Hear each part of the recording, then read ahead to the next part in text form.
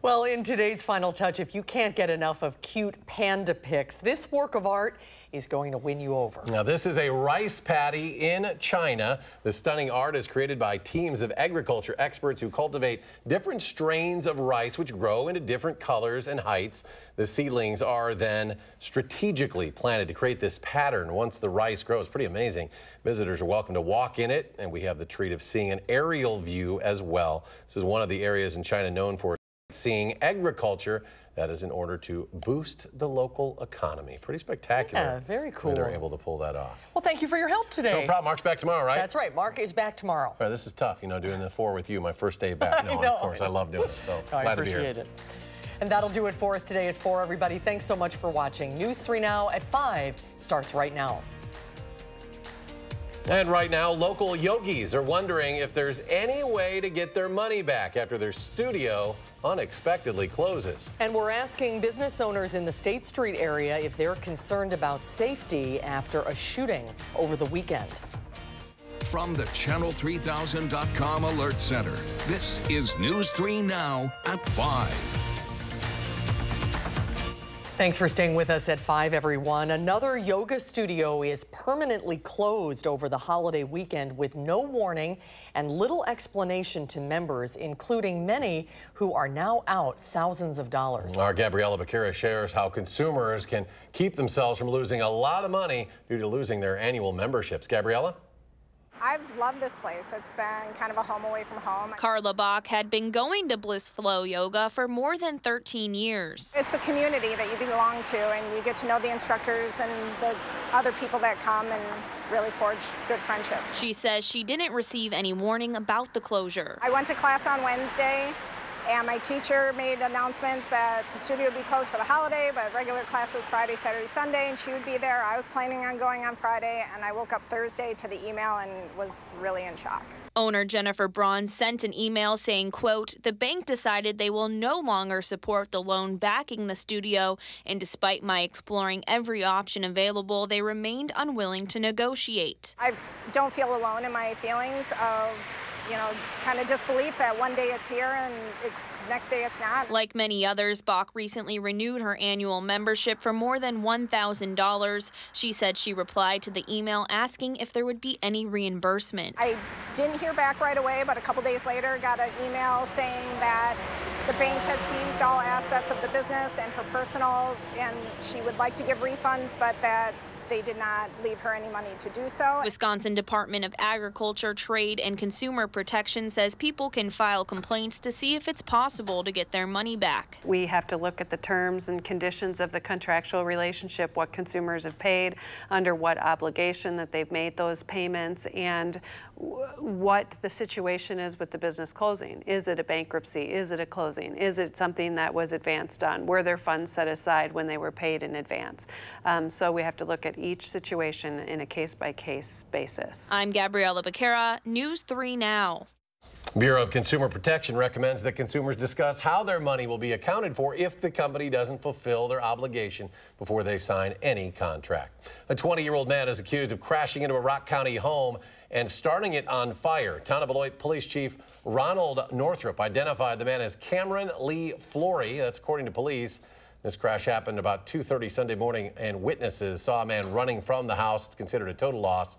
Investigators were able to track Flory down using vehicle registration information. State Street business owners say crime in the area needs to stop. This comes in the wake of the shooting that happened just outside Ian's Pizza over the weekend. The 3 suspects who police believe were involved are now in custody. Jamie Perez joins us live at the scene from where that shooting happened. Jamie, what are business owners saying after all of this? Well, a lot of business owners do acknowledge that there is a problem when it comes to crime around this area. Now, a lot of them didn't want to speak on camera about this, but they did tell me that just from being around for so long, they do see a lot of drug use, drug dealing, prostitution, and now that shooting. Now, even with all of this said, with all of this in mind, they still agree that it is still a safe area. One business owner we spoke with just opened a bar here about 3 weeks ago. Despite knowing the issues that other businesses face when it comes to dealing with a crime, he said he would rather see people like him filling up these open retail spaces and attracting good-intentioned people rather than leaving these spaces vacant and attracting trouble. I feel that if we don't continue to try to evolve the block, we just run away from things, then nothing's going to get better. Nate Mergen also added that he knows there is a problem when it comes to crime on State Street, but he said he and other business owners are working with the city to find possible solutions to keep crime away from this area. And when you think about State Street and the people who are here the most, the homeless people are actually here out of everybody. So coming up tonight at 6, we'll actually hear from a homeless man about his opinions on how this affects his safety and his community safety as well. All right, Jamie Perez live on State Street. Jamie, thank you. Let's get a check on the weather now. Beautiful day today, but a chance for showers tomorrow. Chris Reese is on the weather patio. Hi, Chris. Hello, guys. Of course, we have been enjoying this stretch of weather that's been dry, especially after we had day upon day of showers and thunderstorms that popped up into the afternoon. But the summer warmth is still certainly there. We saw our high right around 82 degrees today. That's where our temperature actually stands right now. A lot of those temperatures are still very much in the 80s. 82 in Janesville, Mineral Point at 84 right now. Winds out of the east at 7 miles per hour. And the humidity is relatively low, only at 47%. But check out the dew point at 60. So we've seen them creep up just a little bit going throughout the day. Higher dew points to the west, and then extremely high dew points across parts of western Minnesota. That's where we see some showers and thunderstorms right now. We'll talk about how that could be impacting us in Maine weather. All right, Chris, thank you very much. Wednesday marks a year since a subcontractor hit a gas main, leading to the devastating Sun Prairie explosion. The effects are still being felt. Our Madeline O'Neill tells us what's changed when it comes to gas leak response in the last year and how common it is, Maddie. Well, Susan and Eric, ever since the explosion, hearing about a gas line strike seems to bring a greater sense of urgency, knowing just how bad things can get. That's according to emergency responders, including Madison firefighter, who tells us their senses are more on alert, and Wisconsin Public Service Commission officials, including the administrator of the Energy Regulation and Analysis Division. I live in Sun Prairie, so it just raised this to a whole nother level, both in the community and throughout the state and throughout the industry. So yeah, there's no doubt that the Sun Prairie incident really raised everyone's awareness to safety. According to the PSC, in the past few years, line hits in Wisconsin have gone up a bit, ending up at about 1,300 in 2018. But numbers show the amount of hits per 1,000 locating tickets, those come from Diggers hotline calls, have remained relatively steady. PSC officials say the hits tend to go up with increased construction, and they've been seeing a lot of telecommunications development recently. If you'll remember, a subcontractor installing fiber optic communication cables hit the gas main that caused the Sun Prairie explosion. And coming up tonight at 10, we'll dive deeper into how the landscape has changed in the last year, including how area utility companies have responded to the explosion as part of our Sun Prairie Stronger series this week. All right, Maddie, thank you. Looking ahead, the UW System Board of Regents set to increase student fees by an average of $36 across the board. UW-Madison students would see a $170 increase. That's the largest of any four-year school, bringing their annual fees to almost $1,500. According to UW System documents, the new rec center and natatorium are driving that increase. Room and board will also increase $258 at UW-Madison. The Regents are scheduled to vote on the operating budget on Thursday. The number of people living in poverty is declining overall in Wisconsin, but not for the elderly population. That's according to the 11th annual Wisconsin Poverty Report. It shows adults age 65 and older are struggling to make ends meet. The report blames the rise on out-of-pocket medical expenses like insurance premiums, co-payments for medical services, prescription costs, and uninsured medical costs. Officials at the Aging and Disability Resource Center of Dane County say there are programs out there that can help. There's programs to help you pay your Medicare premiums, programs to help make your prescription drug costs more affordable, programs to help you with your monthly energy costs, with your monthly food costs. Right now, there's a really exciting program that happens in the summer where you can get extra money to use at the farmers markets. For more information on how to access those resources, head to our website, channel3000.com. The Madison Scouts Drum and Bugle Corps is allowing women to join after 81 years of being men only. The Board of Directors has adopted a non-discrimination policy, changing the old tradition. Our Amanda Quintana is here with how this decision was made. Amanda? Yes, well, the group was originally founded in 1938 as a Boy Scout troop, and it has stayed an all-male organization since then until now. The decision has taken a while, though. 2 years ago, a committee was formed to look at the possibility of being inclusive. A survey was sent to students, staff, parents, alumni, and others involved in the Drum Corps International. A majority of people supported the idea of allowing women. The program director tells me the group most emotionally attached to the question was alumni who have a strong connection to it, being just men. Some have chosen to withdraw their support, but alum Brian Johnson is excited for the change. Learning how to deal with people, learning leadership lessons, learning musical skills that I got to experience both as a member and then to teach as a teacher of the Corps. It's really hard to justify excluding, half the population from that set of opportunities. He says he might have felt differently when he was a member of the Corps 25 years ago. Now he says being all male was a tradition that kept on long past its prime. The program director saying this decision was not for more members or anything besides doing the right thing for the group. There are 22 world-class drum corps, the highest class, including the Madison Scouts. With the Scouts now allowing women, there is only one other group in those 22 that is still males only. That is the Cavaliers in Rosemont, Illinois, and women can start registering online now for that 2020 season.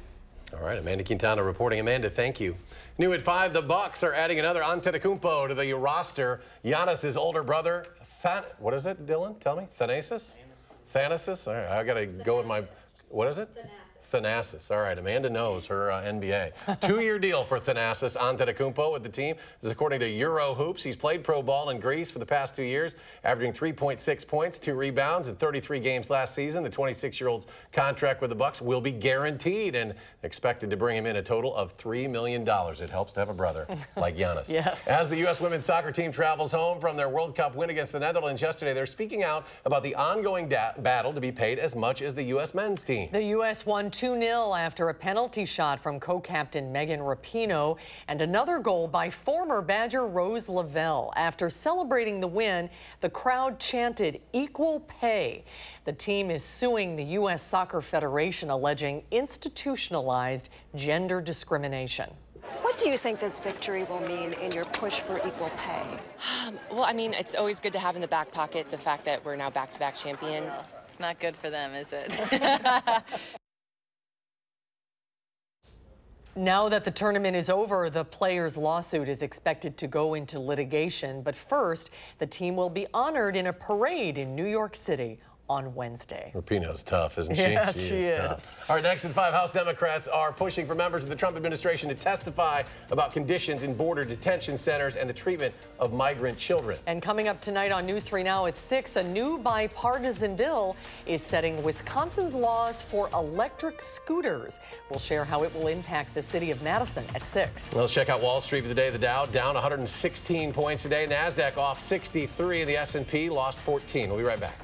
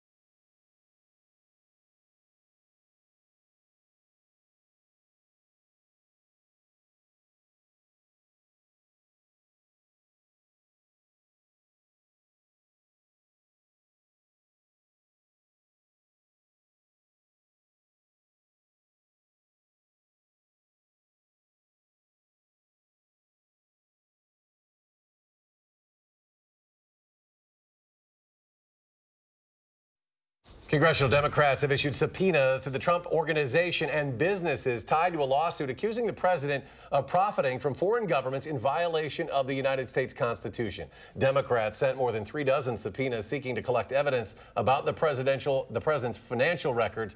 They've set a July 29th deadline. Meanwhile, officials with the state Republican Party say the president is scheduled to attend a Wisconsin fundraiser this week. The Republican National Committee confirms the president will attend a fundraiser that'll be in Milwaukee on Friday. Right now, officials aren't confirming any other details about this visit. An association representing oil refineries is launching a TV ad in 4 potential swing states, criticizing President Trump's moves to expand the use of ethanol in gasoline. Those ads started running today here in Wisconsin, along with Michigan, Pennsylvania, and Ohio. Back in May, the Trump administration lifted a summertime ban on gas mixed with 15% ethanol. House Democrats are pushing for hearings this week on the border crisis. Congresswoman Sheila Jackson Lee says she was blocked from entering a facility in Clint, Texas, where the New York Times detailed horrendous conditions, including outbreaks of scabies, shingles, and chickenpox spreading among the hundreds of children being held in cramped cells. DHS is doing nothing but covering up from the top down to the bottom, and it is insulting. Vice President Mike Pence says he'll travel to the border with a bipartisan group of senators on Friday. A House committee has called a hearing the same day on detention centers and treatment of migrant children. Acting Secretary of Homeland Security Kevin McAleenan and the new acting head of ICE, Mark Morgan, have both been called to testify, but so far have not confirmed if they'll be there. All right, let's get a look at your first alert weather now. Meteorologist Chris Reese joining us with his forecast and an absolutely beautiful start to the work week, Chris. Hey, that's right, guys. In fact, the humidity has been even lower as well, which is a welcome change for a lot of folks. When it gets humid, that's when it really starts to feel hot out there. Dew points have been down into the 50s, which is why it's felt so refreshing out there. Dew points in the lower 50s. As you work your way closer towards the lakeshore, that's where the air is at least a little bit drier, but our dew points do begin to increase into the low 60s as you work your way back towards the Mississippi River, and it is even warmer once you get back west beyond that. Temperature-wise, most of us are mainly into the low 80s, 82 in the Dells, La Crosse at 85 right now, Mineral Point coming in at 84. Madison, we sit at 82 balmy degrees, still hazy out there with some of the smoke coming in from the Canada wildfires. Winds out of the east at 7. That's a drier wind that's coming in off of Lake Michigan, keeping that humidity down low, though the dew point is at 60, so the summertime humid feel is out there. No showers or thunderstorms for us to track in the meantime. That's going to be good news as we go through the rest of tonight. Really across the upper Midwest, things are dry. You do see some showers and storms as we start to move west towards the Dakotas right now. This, my friends, is actually what's going to begin to impact our weather as we move forward into tomorrow night, and into Wednesday. In fact, let's go ahead and show you this. This is a severe weather outlook for today. Notice most of that's towards our north and west. Into tomorrow, it stays north and west, but it does inch just a little bit closer.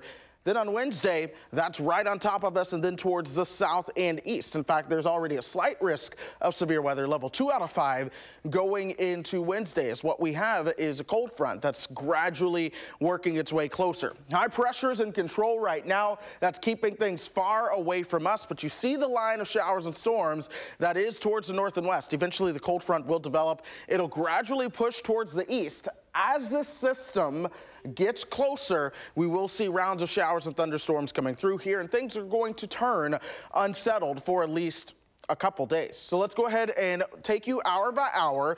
Going through the rest of tonight, we'll stay dry. Look for lows to fall to the upper 50s. Then into tomorrow, 84. Most of the day is going to be dry, but tomorrow night the clouds will increase. We'll see some chances for showers and storms moving in here.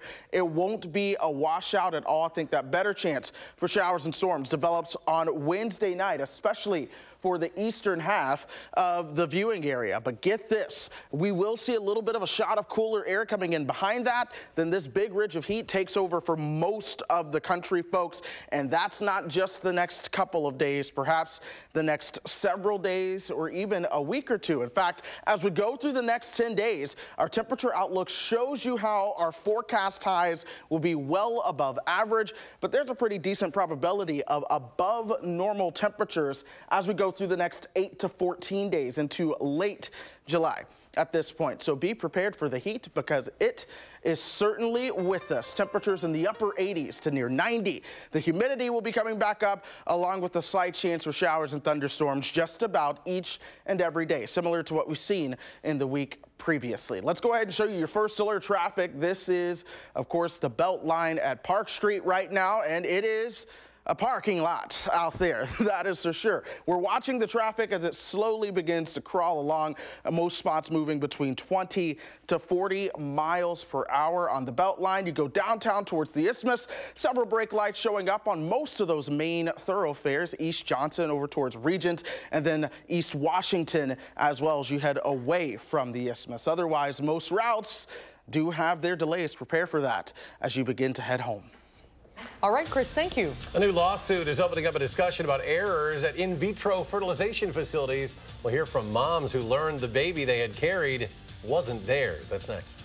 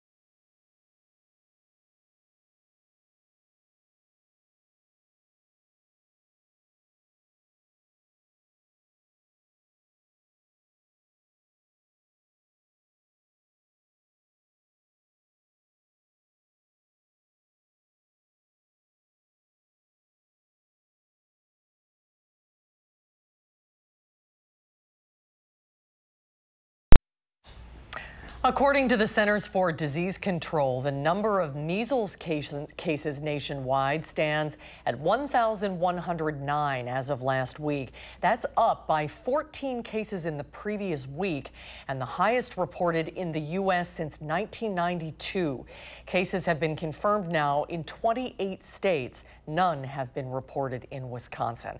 New reports show instead of having children, more millennials are freezing their eggs.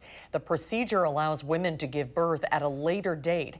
In 2013, around 5,000 egg freezing cycles were performed in the U.S., but that number was expected to jump to 76,000 by 2018. Some fertility clinic doctors say one reason for the increase is that egg freezing is no longer considered an experimental procedure.